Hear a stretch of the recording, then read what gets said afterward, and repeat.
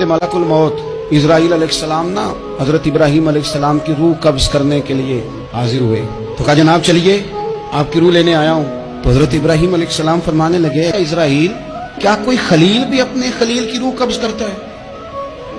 वत्तखज़ल्लाहु इब्राहीम खलीला, अल्लाह ने तो मुझे दोस्त बनाया, दोस्त हो के दोस्त की रूह कब्ज करने जा रहा है।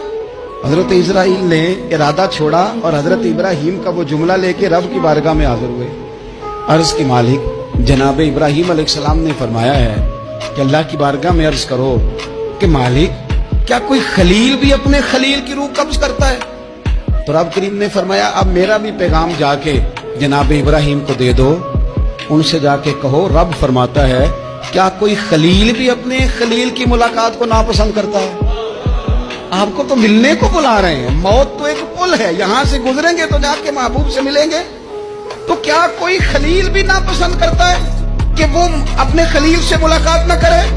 हजरत सैयदना इजराइल अलैहिस्सलाम पैगाम लेके आए और कहा है अल्लाह के खलील रब फरमाता है क्या खलील भी खलील की मुलाकात को? तो हजरत इब्राहिम तो खोल के रोए, कहने लगे अब देर न कर, अब जरा जल्दी कर, अब जरा जल्दी ले।